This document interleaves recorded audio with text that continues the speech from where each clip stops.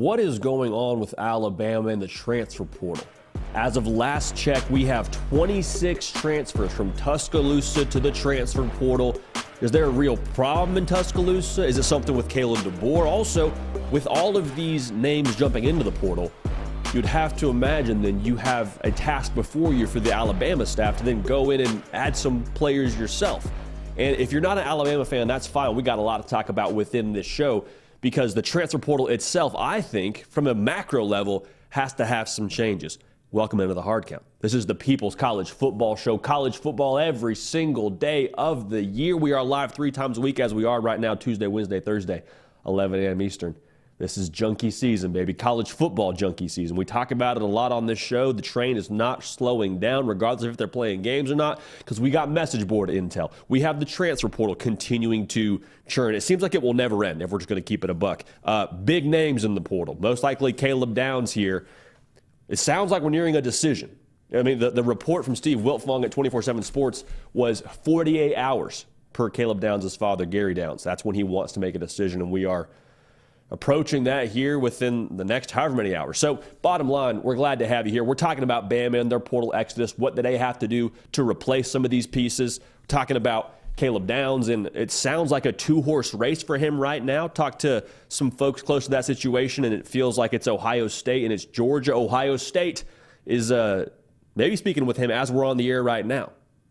Do the Buckeyes have a chance to make a play here and land the top player from the portal? We'll talk about that. We'll talk about the transfer portal changes that may be coming, because I don't think we can live in a world here this time next year where we have 30-day window after 30-day window after 30-day window that might open up. And also think about it this way, too. If Jim Harbaugh takes an NFL job, and let's say he does that in the next, week or two, you reset the clock again for another 30 days. So we got a lot to unpack here. There's changes coming. Speaking of changes, Nick Saban retiring sent a ripple effect across college football. We're seeing it with the Washington job, then the Arizona job. Then we're seeing just all these different pieces are shifting by nature of Nick Saban retiring. But when it comes to what's happening on the field next season, who is maybe impacted the most when it comes to the ripple effect of Nick Saban deciding to hang him up? We're glad to have you here. It is Thursday, January 18th, 2024. The last one on the face of this planet, going to make it an absolute movie. Like I said, we're glad to have you tuned in. Make sure you're subscribed if you have not already, because we talk ball every day, like I already told you, and want y'all a part of it. So 70%, give or take, of the audience is yet to be subscribed. You're already watching, so just go ahead and double check that you've hit that subscribe button for us and that you're a part of this whole program going forward, and we appreciate you so much for it, baby. It's our time. Our time being college football junkie time. So let's get right to it, man. The story of really the last 48 hours, it feels like, the portal exodus that has been going on in Tuscaloosa. At the time of us being live right now, you have 26 names from Alabama that have entered into the transfer portal. Some very big ones like Caleb Downs, who is the #1 player currently in the transfer portal. Caden Proctor, who started for Bama at tackle last season as a true freshman. He was a 5-star cat out of high school. It's not just quantity. It's also quality. Those names that I just mentioned, I think they're going to start wherever they end up going next. So why is this happening? Is it just this staff not necessarily connecting with the players? Is there some real problems in Tuscaloosa? I think what we've said about Alabama and their change at head coach is the same thing that's true for the Caleb Downs commitment, as it is for the Caden Proctor commitment, as it is for all the way down the line. And people just handle it differently. I think some of these guys that have been around Tuscaloosa longer feel maybe a little bit more of an obligation to stay in Tuscaloosa and feel a little more. Loyalty feels like too harsh of a word for guys that are leaving, but they feel a little bit more of a connection to Alabama, and so that's why they're deciding to stay. But I think the reason why you're seeing the exodus at the level that you are, transparently, is the relational side of things. And I'm not telling you that Kalen DeBoer can't establish great relationships with his team, but I am saying in a world where these guys have to make decisions here pretty quickly to end up where they want to end up at, because post-spring, that portal window, it's a lot tougher to end up somewhere. I mean, if you want to be in the SEC, if you want to stay in the SEC for a lot of these guys, you can't wait till after spring practice to jump in there, unless you're a graduate, of course. So the point I'm trying to drive home here is, as good a coach as Kalen DeBoer might be in Tuscaloosa, Alabama, when it came to recruiting these guys that are on the roster at the high school level, I don't think there's a pre-existing relationship with a lot of these guys. Like Washington wasn't in the Caleb Downs sweepstakes when Caleb Downs was coming out of high school in the state of Georgia. They weren't in the Caden Proctor sweepstakes when he came out of the state of Iowa. And so with that being the case, he wasn't familiar with them previously, and they weren't familiar with him previously. And so I think also the star power of Kalen DeBoer isn't doing him any favors, or the lack thereof, rather. That's not to say Kalen DeBoer hasn't done a lot at the collegiate ranks. He has. He's won everywhere that he's been. But you hear the name Kalen DeBoer, and just to be a little bit harsh here, you compare it to a name like Steve Sarkisian or a Mike Norvell. Like a lot of these guys didn't watch Washington football this year, I have to imagine. They weren't staying up for Pac-12 After Dark. Probably tuned into the Oregon game, probably tuned into the Pac-12 title game when they played Oregon the second time, probably tuned into a game here or there. But like Kalen DeBoer wasn't the name that a lot of these guys were familiar with coming out of high school or throughout the course of this season. And so when it comes time for them to make a decision of, do I stay or do I go, they don't have that thought of, okay, well, this is Steve Sarkisian. He's developed these guys. He's put this many guys in the league. It's like, this is Kalen DeBoer. Won everywhere he's been. Sioux Falls is on the list of places he's won at. Won at Indiana. And so it's like, I can stick with this with a guy I'm not super familiar with, I don't have a relationship with, or I can go somewhere that recruited me out of high school that does know me, does know who I am as a player, and I do have a good relationship with. Maybe I'm going to do that. So again, I don't think it's Kalen DeBoer's fault. It's just kind of the nature of the beast right now. And Alabama hired Kalen DeBoer for a reason. I don't think they're second-guessing their hire, even with all this portal activity. But the point remains the same. You're seeing these transfers because of the relational capital that they did not have previously. That's my own opinion on this, and I think we're starting to see that as a result of how many names are in the portal right now. Again, 26 at the time of us being live. So that's the problem, right? And it's easy to sit here and talk about the problem and unpack that to death. That's what losers do. We're not losers on this show. You're not a loser if you watch the show. You're a winner. What do winners do? They figure out solutions. So what does Bama do now? I think the answer is pretty obvious. You got to attack the portal that second window. And I was waiting to get on the Paul Feinbaum show yesterday, and there was someone who called in. I think his name was Legend. I don't know if that was his real name, but that's what he called in as, Legend. And he went on this epic rant saying, listen, this is how it goes right now for Bama, but that second portal window, look out, because we're coming. We're coming after y'all in that second portal window. And I think that might be true. And that's what Bama's going to have to do, quite honestly. I mean, you lose 20-plus guys to the portal, you're going to have to do some damage control and try and bring in some guys with some ability via the portal. Problem is, again, it's post-spring practice, so you don't have those 15 practices to get them up to speed. The other problem is, and Josh Newberg said this yesterday when he and I were talking in the office, the problem is the players you have to pick from if you're Alabama, the level of quality there and the level of, I mean, quite frankly, quantity there as well isn't what it would have been if Nick Saban and Alabama hadn't made the college football playoff and Saban retires a little bit earlier. So that's a whole woulda, shoulda, coulda. I love TJ Maxx. I think it's great. But the reason why stuff ends up at TJ Maxx is because it wasn't sold in its original store.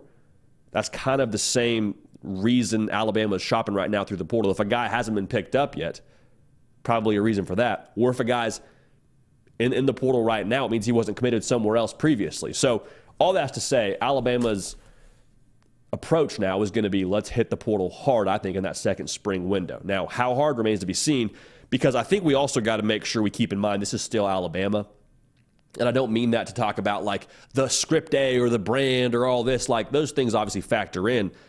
But when we talk about Alabama getting ravaged by the portal and all this portal exodus, it's fair. It's a large number of guys leaving your program, a lot of guys that were talented that are not going to be on your roster anymore.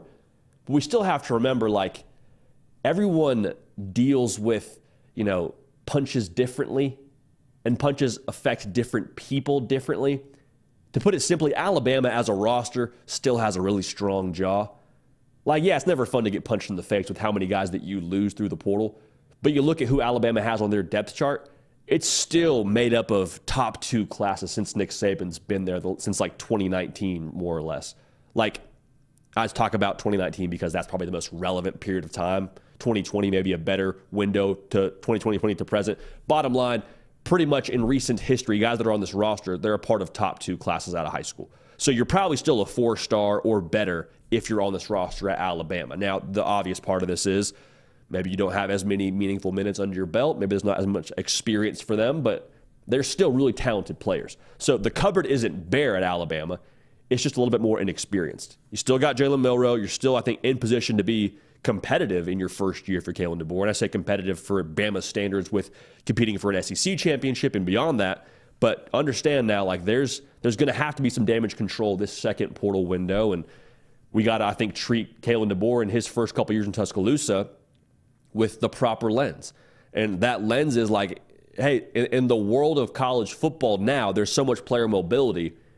It might take him a second to really get a strong gauge for what he is as a head coach in Tuscaloosa, both as a recruiter, as a head coach, period, in the SEC. Like, it might take a second. And so I'm not saying if you're Alabama to lower your standards, but I do think that's a helpful thing to keep in mind as we move into the Kalen DeBoer era in Tuscaloosa. So a lot of big names leaving.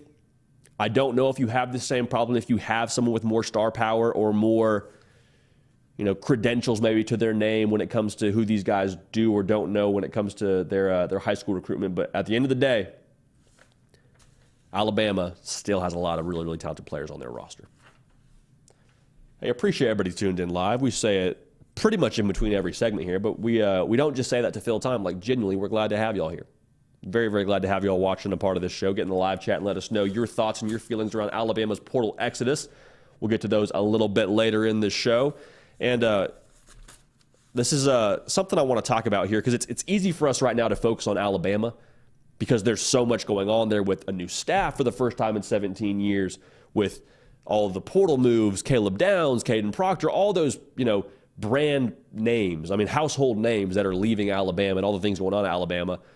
But I think with every action, there's an equal and opposite reaction. I'm not sure what the actual verbiage is there. Bottom line, there's a ripple effect here from Nick Saban retiring. And we've seen it with different jobs across the college football landscape. We saw it at the Washington job, the Arizona job. But I think it's interesting here to look at who's impacted when it comes to playing on the field against Alabama. Who are the teams that may have the most impacted ripple effect by Nick Saban's retirement? I want to talk about those teams right now. Make sure you're subscribed right here. College football every day. We appreciate y'all so much for that. Alabama fans, Georgia fans, Auburn fans. If you're a fan of college football, this is your show. This is your channel. So make sure you're subscribed. We appreciate y'all so much for that, man. Ripple effect season is in full effect. Let's talk about the teams that are going to be impacted by Nick Saban's retirement. I think Georgia has to be the school that you look at first when you talk about who has the most opportunity with Nick Saban retiring. Because Georgia, every single year, when you had your preseason meeting and you talked about what you wanted to accomplish, I'm sure it read something like win the SEC, win the national championship. Those are probably two goals that are listed for Georgia in the preseason. Well, if you wanted to win the SEC, more than likely at some point in time, you had to go through Nick Saban's Alabama team, the greatest of all time. Well, now we see Alabama trying to collect themselves a little bit by nature of what's going on in the portal, by nature of them having a new head coach for the first time in 17 years. Who's Georgia's toughest competition going to be? Is it Alabama? If it is, it's a different version of what we saw last year, which, again, I think it might take a second for them to get collected. Is it Texas? And Texas is a great team. They made the college football playoff last year, but they lose some key pieces. It's their first year in the SEC. How do they respond to that? I think if you're Georgia, you got to feel like that final boss level that has been there for the last 17 years. If you wanted to win the conference, and in a lot of ways, winning the conference meant making the college football playoff more often than not, and then competing for a national championship, which is what they expect in Athens. If you're Georgia, you don't have to play that boss level anymore. Now, you still have to compete against somebody in the SEC championship if you're going to get there. And it's not going to get a whole lot easier, but you still, the climb is still difficult being in the SEC, but not having to play Alabama that final week of, not the regular season, that first weekend rather of December, final week before the college football playoff, final game before you if you're Georgia, has to be pretty nice. So with that, I would say there's great opportunity, but with great opportunity comes great pressure. Much like Uncle Ben told Spider-Man, with great power comes great responsibility. With great opportunity becomes great pressure for Georgia, because now the excuses you can make, and Georgia's not one to make excuses, but you have to believe, now the expectation for Georgia, they were already preseason national championship favorites in Vegas with no Nick Saban. If you're a Georgia fan, you're saying, why can't we? What's standing in our way? A team that's their first year in the SEC? Lane Kiffin, who's poured in an entire team? Who is it? LSU? We don't even know what they're going to be. They just lost their Heisman Trophy quarterback. I'm speaking from the perspective, if you're a Georgia fan, that's how you would feel. So the pressure is obviously immense, but it always is in Georgia, and they are obviously going to be impacted by the ripple effect of no more Nick Saban. To me, means no more boss level for them to play when it comes to the SEC. Now, staying in the SEC, anytime the greatest coach of all time retires, it's going to impact your rival. And I think for Auburn, the ripple effect for them is twofold. Like, now the ammo you have on the recruiting trail, I think, is real. Hugh Freeze was already a dog on the recruiting trail. He's already been recruiting his tail off since he's been on the Plains. But we see it a lot, man. Like, Auburn and Alabama, they go toe-to-toe a fair amount for prospects. Now, if you're Hugh Freeze, and they're not into negative recruiting, but you'd have to imagine if you're a prospect, you can't help but feel like, well, what's Alabama going to be? Let's say it does take Kalen DeBoer a year or two to get it off the ground. And some of those recruiting battles that Auburn and Alabama are going back and forth on, they start to favor Auburn a couple times in a row. They start to get more and more talent. And that's the recruiting side of things. I'm not even talking about what's going to happen on the field. Because on the field, you have to feel like if you're Auburn, that door to win some Iron Bowls is propped pretty firmly open. And the Iron Bowl is weird to begin with. I mean, it took a 4th and 31 conversion for a touchdown from Jalen Milroe to Isaiah Bond to beat you, to be honest. So you kind of feel like you're in that discussion regardless. But if you start winning some Iron Bowls, let's say you win 2 in a row, think about the approval rating for Hugh Freeze. Think about the confidence boost that is for your team if you start owning that rivalry a couple of years in a row. I'm not saying it's going to happen, but I am saying the ripple effect, and the same thing we just said for Georgia, the opportunity for Auburn, for them to really make some noise here as Alabama's kind of collecting themselves for the first time in almost 2 decades, that would be a story you would like to tell if you're Auburn. So that definitely is going to impact them in a major, major way. One more team in the SEC I want to talk about here, Ole Miss. And you hear Ole Miss and you're like, yeah, I guess, but JD, there's no more divisions. Like, they don't have to get through Alabama if they want to make it to the SEC championship, on paper at least, in terms of winning their division. And that's true, but for Ole Miss, man, like, they've always kind of been in that, I say always, relative, in recent memory, since Lane Kiffin's been there, they've always kind of been in that 3rd place in the SEC, that 4th place in the SEC, that team that's challenging in the SEC, but they never really made it to Atlanta under Lane Kiffin. But now, you see Lane Kiffin and what he's doing through the portal, they are in full-on ascent mode. Adding guys like Walter Nolan, adding guys like Princely Umanmielen, adding guys like Juice Wells. So they're upping the roster level quite a bit, as they tend to do in Oxford, Mississippi. And you bring some key pieces back like Trey Harris, like Jackson Dart. Ole Miss, make no mistake about it, they are pushing to be a Tier 1 SEC team. They're not settling for 3rd place on the podium anymore. They're trying to go for gold. And so to have that be the direction Ole Miss is heading with some very real momentum coming off a New Year's Six Bowl and a double-digit win season, and then you look at the other side of things for Alabama, who's stood in the way of that pretty frequently, who's occupied one of those top spots on the podium in the SEC, and they're for the first time, again, in around 2 decades, taking a step backwards, in theory, at least on paper from a roster perspective. Like, that's massive. That is absolutely massive for Ole Miss. It feels like there's a spot open on the podium, and Ole Miss is doing everything in their power to do it. And I know the playoffs expanding. I know the SEC is changing, and so there's probably more opportunity by nature of college football changing as a whole. But for Ole Miss, man, the way they're trending right now, if they're able to kind of get in that top spot, and let's say that they kind of get in that top spot and stay in that top spot for a year or two, what happens to Ole Miss and what happens to Lane Kiffin? Do they start recruiting even better at the high school level? Because typically they live in like that teens or 20s range, does Ole Miss and Lane Kiffin. What happens if they get that cooking and they attack the portal and they keep winning football games? Like, this whole thing could snowball pretty quickly, in my opinion, for Coach Kiffin and Ole Miss with this transition period in Tuscaloosa, Alabama. Massive ripple effect there. Now, like I said, went on Feinbaum yesterday, and one of y'all got at me on Instagram, at JD Piquel. We appreciate y'all doing that, and was just right away like, JD, how could you not mention Florida State as being a team that was impacted by Nick Saban's retirement? And at first I was like, what are we talking about here? But then it started to dawn on me. Florida State, it's hard to say they haven't benefited from the Bama portal exodus by virtue of Nick Saban's retirement, because they have 5 players currently via the portal committed to them from Alabama. So, like, if anything, you're adding your talent level by nature of the portal. But on top of that, like, let's talk about Alabama overall as a roster. Like, you don't play at Alabama if you're a scrub. I said it previously, I'll say it again. Nothing but top 2 classes really since 2020 on that roster. And I say since 2020 because that's probably the most useful window of time to utilize for this conversation. Like, a lot of top 5 or a lot of 4 and 5 star players on that roster. And some of those elite players are making their way to Tallahassee. So looking at Florida State and how they're also impacted by the Saban ripple effect, like the transfer portal for Florida State, we talked about it yesterday. They don't just use it as like a self-preservation tool. Hey, we want to patch some holes here, patch some gaps there. And they do use it for that to some degree. But like, it's not just a saving grace for Florida State. It's a full-on weapon for them. Like, they have shown now they are good at the portal. They have the resources to be good at the portal. They evaluate the portal well, and they're going to utilize the portal. And so for Alabama having guys hit the portal, and for Florida State being able to take some of those players, they're saying, okay, you're going to give us more ammunition to up our roster level, talent level rather.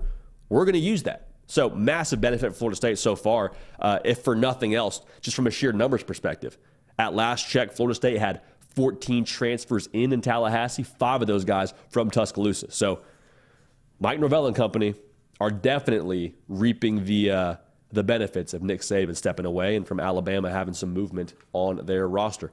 But let me know in the comment section, let me know on the social channels as well, at JD Piquel, Twitter and Instagram, who do you think benefits the most from the ripple effect of Nick Saban stepping away and the churn that's currently going on in Tuscaloosa, Alabama? It's wild times, man. Very wild times. I mean, the fact that we're talking about this right now, I figured we would do it in my lifetime with Nick Saban retiring. I didn't know we'd do it this offseason. Did not think that was in the cards, but that's why they play the games. That's why they have the seasons, and that's why they coach ball. Because there's always something around the corner. Something's always changing. Going to throw this note out there as well. If you could like the video, little thumbs up button under the picture. Just transparently helps us algorithmically, helps more people find the show, helps build the platform out. So for that, we thank you very much. Subscribing as well helps in those departments. So we'll keep on rolling here. Speaking of the transfer portal, speaking of Alabama, we are currently on Caleb Downs' watch. Top player in the transfer portal. It sounds like to me at this point in time is in a decision mode rather between 2 teams. Now, I don't know this to be 100% factual, but from everything that we're hearing, all the reports per Pete Nakos, who does tremendous work for us here at On3 covering the portal and NIL and things alike, Ohio State and Georgia are the 2 that are pretty much most firmly in it for Caleb Downs. I personally would be wildly surprised if it's not one of those 2 teams. So for Caleb Downs, like I said just a moment ago, the top player in the transfer portal. It's funny to talk about fit with a guy like Caleb Downs because I'm sure there's different schemes where he fits in better and that accentuates his skill set a little bit more. But like Caleb Downs, man, like he goes well with anything. Like you never say no to adding Caleb Downs to your roster, obviously. And whether you put him in as a rolled down safety playing the star position, whether you put him, in deep center field to just kind of be a ball hawk back there, like he has the skill set to contribute in any capacity, in any defense, in any way, shape, or form. The bottom line here is like, just give him some cleats, put him on the field. Put him on the field, whatever it is, and he will contribute for you in a massive way. Jesse Simonton, who's a national columnist for us here at On3, has a great article on on3.com talking about how Caleb Downs impacts the playoff picture for teams like Georgia and Ohio State. What I want to do right now is kind of just unpack these 2 options more or less for Ohio State and Georgia. As we're on the air right now live, I believe Ohio State may, in fact, be having a meeting with Caleb Downs. So we'll keep an eye on this and have a reaction for you as soon as he does make a decision. But when you talk about Georgia, to me, that would be the school that I would have to place money on if I were to bet on where he were to go next. And the reason why, Georgia just seems to check all the boxes for me. Like I said this yesterday, and I'll say it again, the ESPN report citing why Caleb Downs was undecided on if he'll stay at Alabama or go into the portal mentioned Travaris Robinson and his relationship with Caleb Downs being a reason why, hey, he's not at Bama anymore, therefore I don't know if I'm going to stay at Bama. So if he's a reason why you're considering going into the portal, and ultimately it sounds like going into the portal, is he not a reason why you would commit? So for Georgia, like that would be the way that I would lean most heavily, the relational side of things, the way that they have consistently been in the Caleb Downs sweepstakes, even since the high school ranks. He's from the state of Georgia. We said this yesterday too, and I'll say it again. For Caleb Downs to commit out of high school to Alabama and to Nick Saban, that to me tells me a lot about his priorities. Like, there was definitely other schools you'd have to believe that were throwing bigger NIL bags. We don't really think about Alabama as being on, like, you know, the number one school when it comes to NIL. I'm sure they participate in that, you know, top tier range, but I don't know if they're like the top school throwing a bag for you. But for Caleb Downs, it was very clear he wanted to go to Alabama to play for Nick Saban and to be developed by the very best. And so with development being a focal point of what he wants to get out of his next stop, you have to believe, where else are you looking besides Kirby Smart, who's churned out top defenses year in and year out and top draft picks from your defensive side of the football year in and year out? So with priorities that we believe he has, with the relationship with T-Rob, with the ties to the state of Georgia, like, Georgia feels like the school to me. Also, I'll say this too, when you talk about putting a timeline on your commitment, Steve Wiltfong from 24/7 Sports reported last night that Caleb Downs wanted to make a decision within 48 hours. If you're taking 48 hours to decide, you probably have a pretty good gauge as to where you're headed. And if you only need 48 hours to decide, it means you're probably pretty familiar with where you want to be. And I don't think there's a school that he's more familiar with than the Georgia Bulldogs. So again, I'd be surprised if it's not Georgia. Speaking to some folks that are closer to Georgia this morning, there's a fair amount of confidence on their side of things that they're going to land Caleb Downs. Think about what that would mean, man. You have Caleb Downs playing next to Malachi Starks. That immediately is the best safety combination in America. Period, mic drop, the end. Like, that's the level of talent you add to that back end. Makes them scary. Makes them very, very scary if you're asking me. Also, there was this narrative around Georgia and like, hey, why can't they land top safeties? KJ Bolden's committed to Florida State. Caleb Downs is at Alabama. My.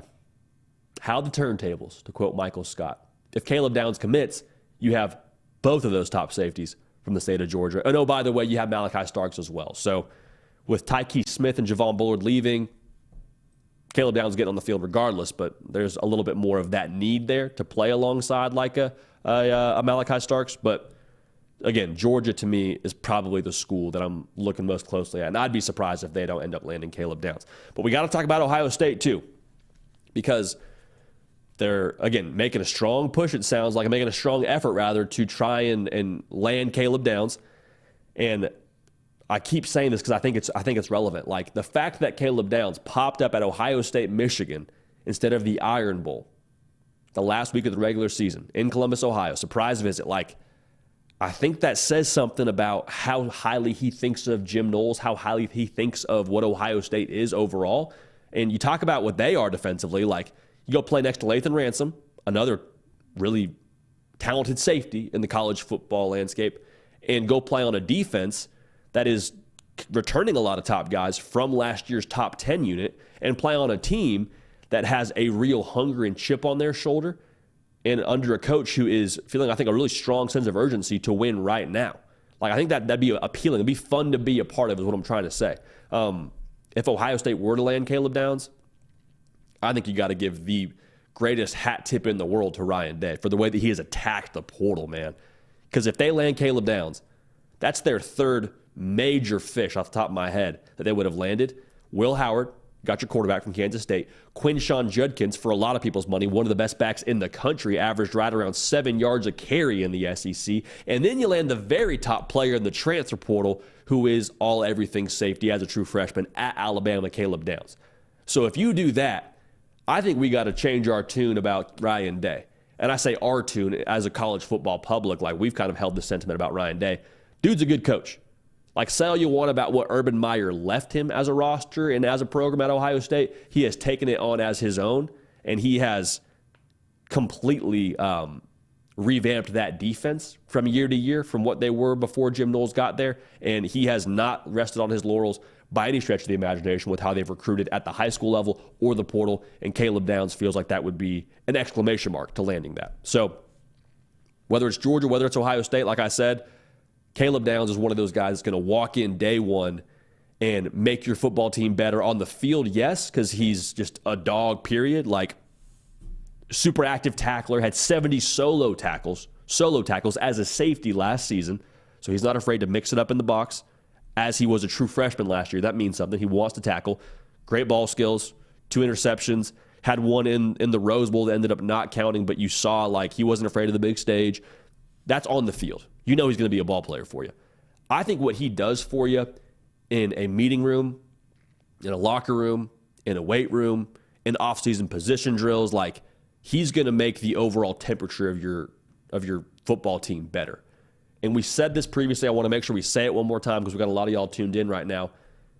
Caleb Downs is a thermostat kind of individual. His intensity, the way people talk about him, the way that people say that he carries himself, Nick Saban talking about him in his post-retirement press conference or interview rather means something. Dude's a pro. As a true sophomore, I guess he's currently a true freshman. He'll be a true sophomore next year. That intensity that Caleb Downs carries himself with and his professionalism, that's contagious. And these are 2 operations at Ohio State and Georgia that have a fair amount of pros in their locker room already. But you have to believe you add Caleb Downs to that mix to up the ante even more, like that's where football games are won. You play the games on Saturdays, that's true, but football games are won by how you do things every day in those winter conditioning drills, in those workouts, in the meeting room where you're breaking down tape from spring practice. And to have somebody that's going to up the level even more in Caleb Downs, massive, massive addition. So we'll keep an eye on this. We'll have immediate reaction as soon as he commits, whether it's Georgia, whether it's Ohio State. We will have a reaction for you. So keep it locked right here so you don't miss it. Let me know where you think Caleb Downs is headed. Because somebody's about to get a ball player. Somebody's about to land the top transfer portal player in the nation. And again, Jesse Simonton, his article at on3.com is phenomenal, so go check that out. He's talking about Caleb Downs and his impact on the college football playoff picture. A true sophomore, college football playoff picture. Whether he ends up at Georgia or Ohio State or somewhere else, he talks about Georgia and Ohio State in that article, deserves to be monitored pretty closely, and we'll do so right here on this channel. Appreciate everybody locked in with us right now, man. The transfer portal is absolutely madness. We're glad to have you all a part of it. Glad to have you all a part of college football junkie season. Hey, also get at me and let me know what full game college football rerun are you watching on YouTube? It's kind of that time of the year now. We're not having games on Saturdays every single weekend, which is just depressing, to be honest with you. But this is that time of year where you fire up the YouTube TV or you fire up your laptop, whatever it is, and you Google Ohio State, Michigan, full game. You Google Georgia, Alabama, full game. So let me know what we're watching, and maybe we'll get a good little rotation in here for what we can go through during this college football junkie season. Now, I mentioned the transfer portal is absolutely going berserk, and it is. But I think that we're going to see some changes coming here a little bit sooner rather than later. Because we're in an era of change, right? Like we've seen the pivot from conference realignment. The transfer portal itself is changing a lot with the calendar. We got NIL now. That's pretty brand spanking new.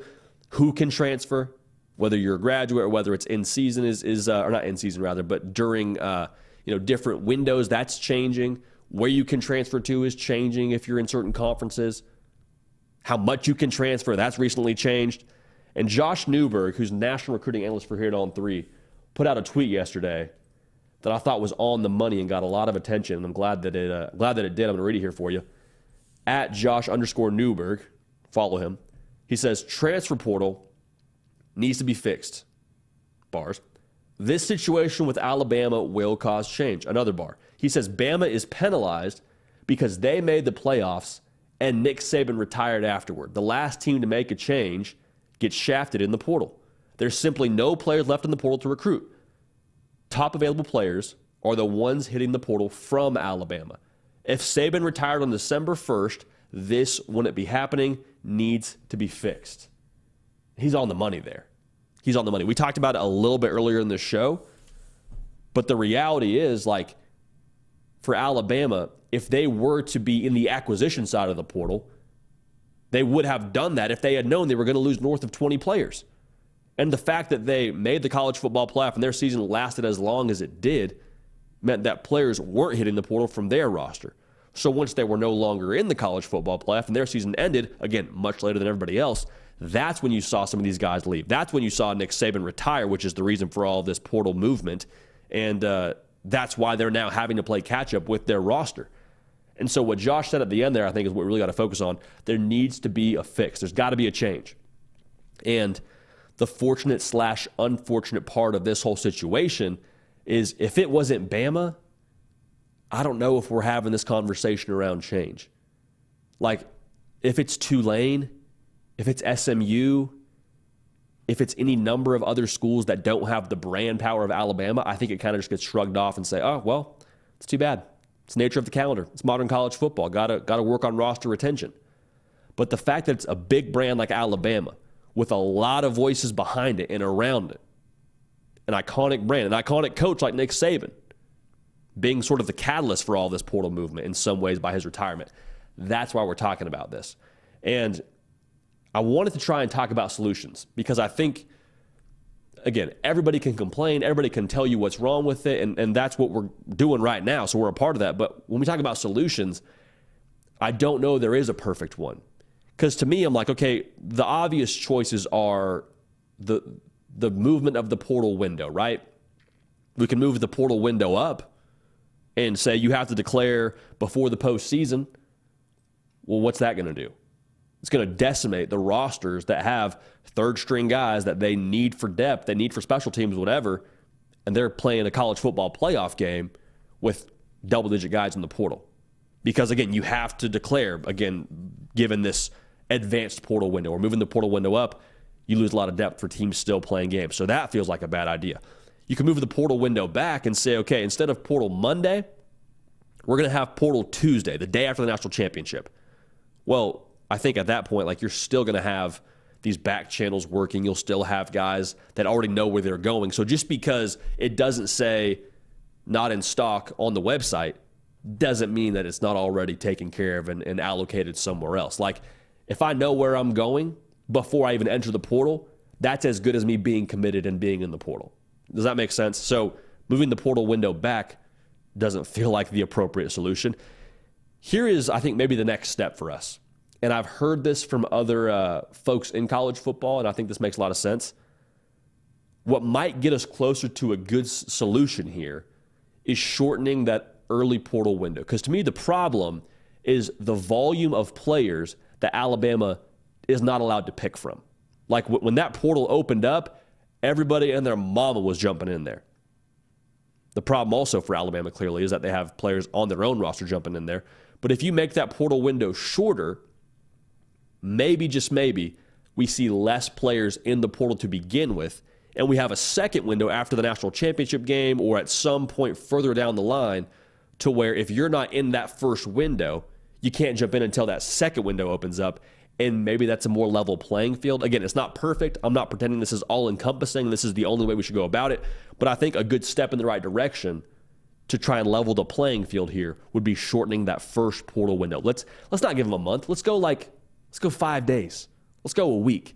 If I know I'm going in the transfer portal, I probably know during the season. I probably know close to week 10, week 11 of the season. That's when you hear some of these things even going down when it comes to back channels and tampering and all that. Like, you hear rumblings about it happening in November.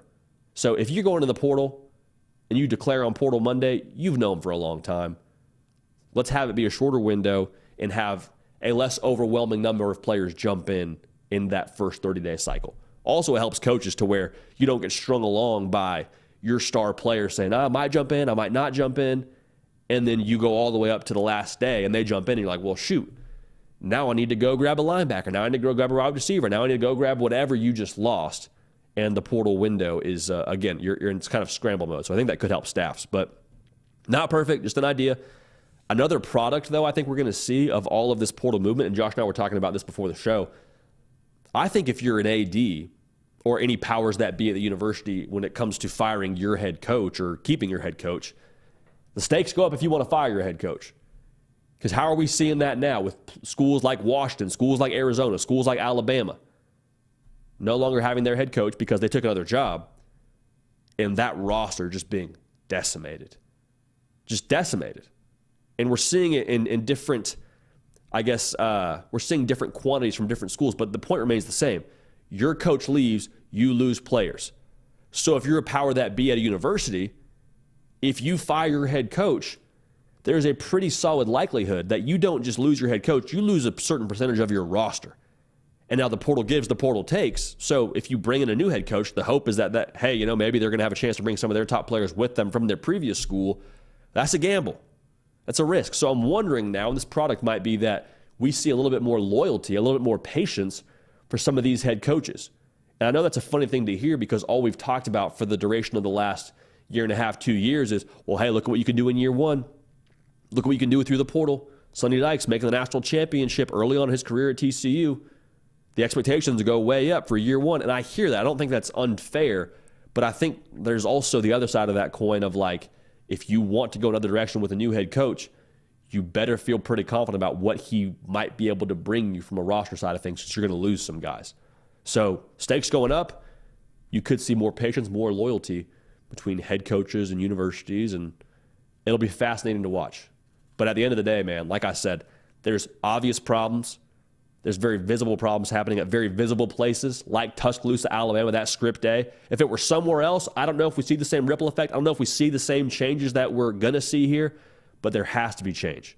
Has to be change. This will not be the case here.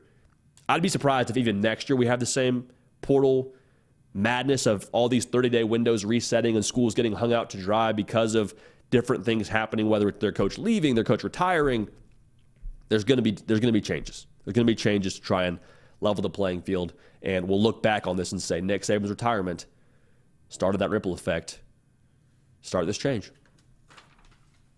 So let me know what y'all think the solution is. I don't know there's a perfect one. I think wherever we end up at, whether we move the window back, move it up, shorten it, whatever it is, like there's going to be some kind of changes, and I'm curious to hear what y'all think the solution might be to that. So appreciate everybody tuning in live. You can like that video, subscribe to the channel. We would appreciate it greatly.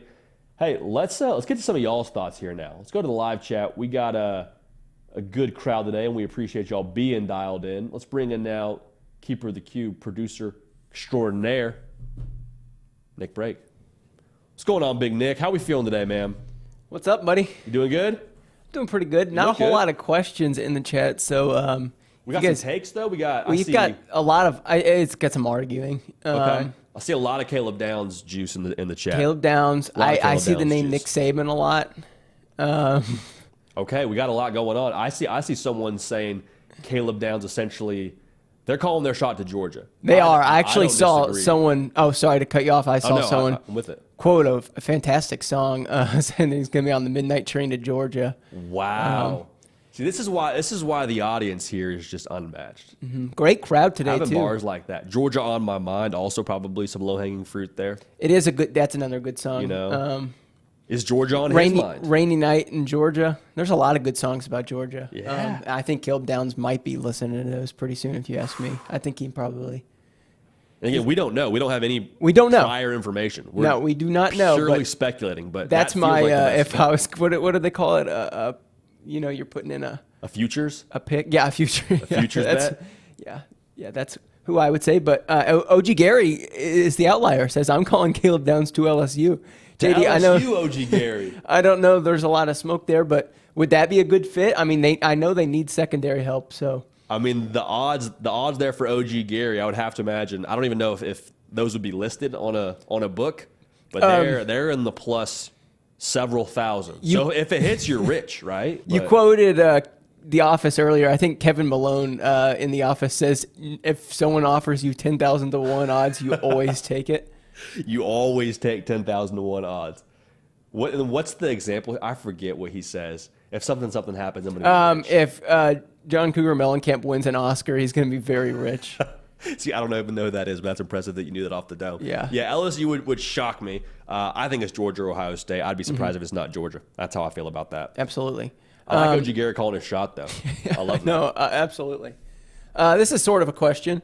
Caleb, I haven't read it yet, so I don't know for sure. But everyone says, oh, no, never mind. That's not, he's just arguing. Is his name Caleb, though? Caleb Probably Caleb Downs. Yeah, that's probably him tuned into the show right now. Yeah, it may be just a different last name. Maybe his brother, who somehow has the same first name and a different last name. I could see it. It's bad I could logic. absolutely see it. I'm trying to see if I see anything in here as well. Yeah, well, OG Gary did just ask a question. It's kind of the first one so far. It says, JD, why not move the portal entry day until after the national championship is played and give everyone up to 3 days to enter? If you're not in it, then you're not in. I mean, that makes sense, right, JD? So more so, why isn't that, do you think, the current status? It's a good question. I mean, I suppose you could do that. I still think the back channels and the tampering and all that, which is maybe the trump card to any conversation you're having around trying to fix the portal. Well, there's always going to be tampering. Probably true. Moving it to after the national championship game is interesting. That just feels very late to me. And also the coaching carousel will happen to where like guys will take new jobs before the national championship game. Guys will get fired before the national championship game. And so I wonder if that's the solution. And again, I don't know there is a perfect solution. So maybe that's the one. Okay, hey, we're going to have all these moves, like coaches move first, and then after that, players move after that. The interesting thing, though, too, I mean, tough part academically, some of these places are starting school. A lot of these places will have their first day of school that Monday of the national championship game. So, I mean, time is just a tricky thing to navigate there when you're talking about the portal, but maybe that's it. Yeah, and this is sort of a valid point made by Foster White. JD, where was all of this when Lincoln took his team to USC and Oklahoma had a rebuild? Similar to a coach retiring and all of his players ended up going elsewhere. I mean, absolutely true. To the point for Oklahoma, that was kind of a tough time. Absolutely true. And it's always interesting, too, I think a coach leaving for another job versus retiring or being fired, I think they all have a different flavor to them. Like when Lincoln Riley left for USC, at least among the fan base, there were some folks that were like, good riddance. Like, we don't want you here. You're not one of us. If you want to leave for the Hollywood Hills, like, go for it.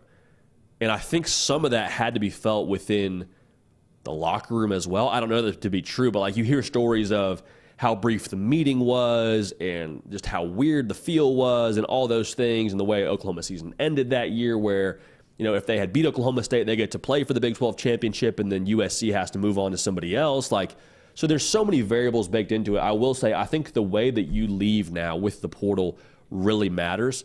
Like if you don't give anybody the time of day when you leave, I think that probably impacts your chances at landing some guys on your roster negatively. Because like, I know relationships is a huge thing with guys that you build, during the season. That's obvious, but like, I think that's going to matter more and more. We're going to see less of these guys leaving in the night and have a full-on team meeting.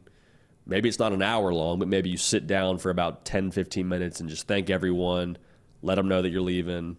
It's never easy to leave anywhere. Never easy to do a breakup, but I think we'll get better at breakups here in college football is what I'm saying. Absolutely. Tiger Eye 87, thanks for the super chat. This is, according to YouTube, the first ever super chat from Tiger Eye 87, so we're honored you chose us.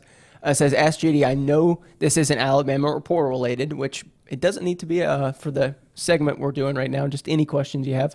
But Tiger Eye 87 says, do you have any thoughts on USC's defensive staff additions?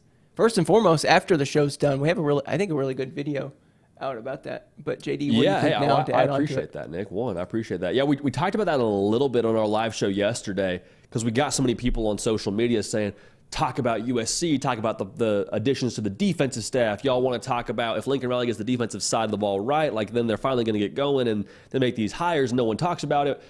For me, like I am really in a wait and see mode with USC.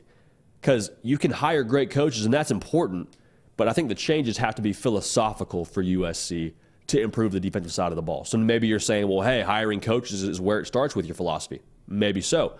But the fact that they had better players last year on the defensive side of the ball from 2022 to 2023 and got worse defensively, I was calling my shot saying USC is going to be a playoff team. They're going to win the conference. They're going to do this, that, and the other. Caleb Williams is going to carry them. And we swung and missed horribly. So with that being said, we're going to learn our lesson from burning our hand on the stove and say, okay, great hires. Danton Lynn from UCLA, Eric Henderson from the LA Rams, going to help coach the defense. Both of those guys, Danton Lynn obviously being the DC, Eric Henderson being the co-DC, but has a specialization or a specialty rather on the defensive line. That should help things. Do not get it twisted. That should help things. But it's going to have to be, like I just said, philosophically, guys deciding, one, we're prioritizing defense, and hiring coaches is the first step in doing that. Two, we're going to practice like we prioritize defense, whether it's tackling more during the week, whether it's something else from a standard perspective you're installing to make the defensive side of the ball better. It's easy to say, it's hard to do on the actual practical side of things. And then most importantly, this is just kind of how we feel about any school in a major city. Miami's one of those schools. Texas, to a degree, is one of those schools, being in the state of Texas, but being in the city of Austin, the capital of Texas. USC being in LA. You can do college football and be a part of the college football team and be a college football player, or you can do what the city has to offer. And in the day and age of NIL, there's everybody tugging at you for a piece of you. But to be successful in college football, you have to decide you want to do that. And I'm not here to point fingers at any specific people, but from folks that I talked to that are close to USC, there was a feeling of guys wanted to be a part of LA, and being a USC football player was sort of second on their list of to-dos. So it has to mean something to you. Your heart has to be in it. So that's defense and team-wide. It's got to be philosophically, we're all in on USC. So we'll keep an eye on that, but great hires. I'm just waiting in mode to see what the ultimate return on investment is there with those hires. JD, David asked a question that's applicable for college football, but really for any job in the world.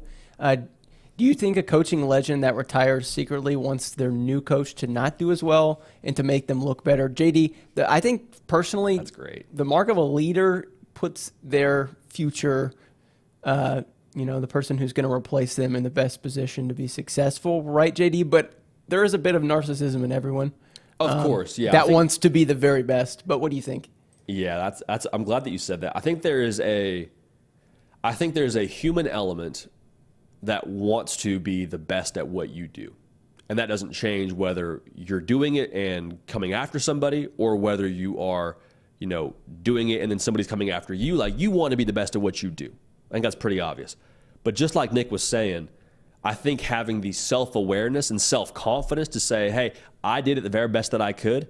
I left it in a good place for you if I'm a head coach, for you to kind of follow me and keep this thing rolling in the right direction. Like, anything Kalen DeBoer does successfully at Alabama will be on the foundation that Nick Saban laid there. Now, it's not to say that Kalen DeBoer won't have his own mark on this team and won't be completely responsible for whatever success or failures they have, but like, he will be standing on what Nick Saban built from a recruiting side of things, from a standard side of things, at least at the very beginning. So I think the fact that he's going to be still so closely involved with Alabama is going to be is kind of telling about how much he cares about that place and those players.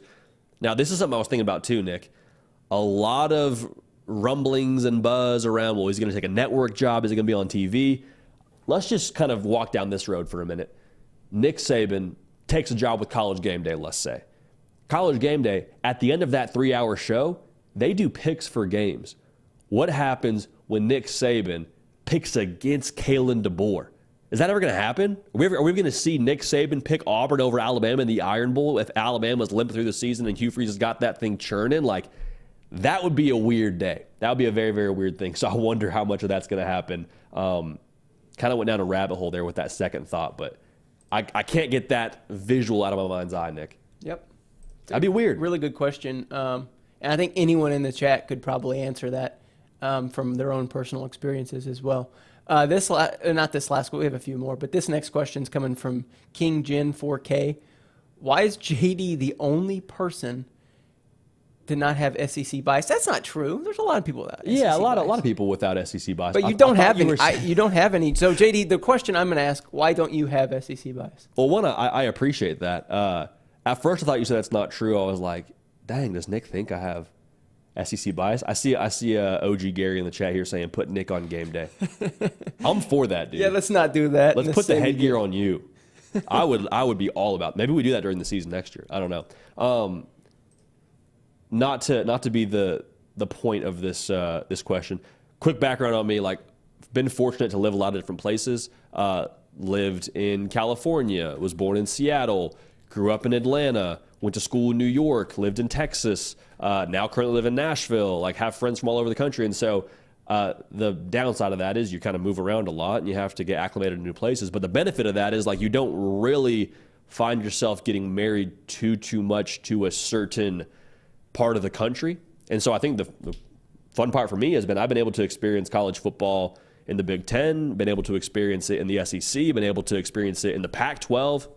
Missed the Pac-12. But, like, all that's to say, the ties for me across my college football life to this point has been kind of all over the map. So haven't found myself getting too married to any conference or train of thought. But the SEC is also, looking at draft picks, most talented conference in America. So there's that part of it as well. So try and call them as we see them, Yeah, absolutely. JD, I hope, like I said to OG Gary, I think OG Gary's talking about Nick Saban. I thought he was saying put Nick Break on game day. Yeah. Oh, man. What about both of y'all? You could do both. I'd be all about that. I would watch. I think everybody on our show would watch. That'd be great for the show. Nick Break guest picking on college game day. I don't think there's a universe that will ever happen, but you could do what Stanford Steve does. Kind of. So he's the guy who jumps in there with like bets. I thought that was Bear. Is he gone? Yeah, Bear. See, I've been out of the Fox game now. for a while. Premier League Chris consumes my great. Saturday mornings. Yeah. But yeah, so Bears at Fox, you said? Bears at Fox. I'm just saying you could do that. I thought that he was good. You know what? I'll do it, but I'll only pick the Western Kentucky game. There we go. I'm all about that. What do you say, Nick? Time for one more? One more. Braxton All's been asking this question a lot, so I don't want to skip over it. Do you think the period in which the players are allowed to transfer is ruining bowl games? That's a really good question. That is a good question. And the tough part here is, like, I'll say one thing and you'll have a million other people with a million different other opinions, people that I agree with on 99% of the topics in college football. This will be the 1% we disagree with. So for me, is like, bowl games kind of are what you make them, right? Like, for me, a bowl game is fun for these kids to be able to play one more game with some of their best friends. It's, in a lot of ways, an exhibition game. Like, it doesn't have a massive impact probably on how we view these teams heading into the winter and into the spring. Like, it's kind of, you kind of are what you are at that point in the regular season. I love watching bowl games. Like, as a college football fan, whether you have 32 opt-outs or 0 opt-outs, I love they're playing 11-on-11 football, and I think most of us that are just college football junkies, period, are like, cool, the Toastery Bowl is on. Let's lock in. Let's watch that. Cool. The Pinstripe Bowl is on. Boca Raton Bowl. Like, we're watching all these bowl games, and that's kind of the fact of the matter. I will say, from a competition standpoint, for some of these other bowl games, like watching Florida State and Georgia, we were watching, but like, you probably told the kids they couldn't watch because it was just inappropriate. It was not fit for anyone under 14 years old, TVMA, if you will. Like, that's not good. That's not good for us watching a team in Georgia who's more or less full strength, and a team like Florida State who's got double-digit opt-outs. It's not good for anybody. The TV product, probably most importantly. So you could make an argument, too, about, well, it's about getting your team ready to play and kind of trying to coach against opt-outs. And, like, I hear all that. But at the end of the day, if money is the problem, these guys wanting to go to the NFL and protect their NFL value, and to be honest, like, more power to them. It's your prerogative. Money is also the solution. So I think we're nearing a time where we see the problem with bowl games. I think we're nearing a time where there will be revenue sharing with these players. It makes too much sense, and there's too much money being handed out for it to not go to some of the players. And so I think that's inevitable. But as of right now, the TV product, I think, of bowl games gets hurt with opt-outs. But I don't think bowl games as a whole are ruined when it comes to how we view bowl games. So that's our take on that there, Nick. But yep. What you got to say, Nick? I think it's probably fitting for you to say one more thing before you leave, whether it's a take, whether it's a thank you, whether it's a joke.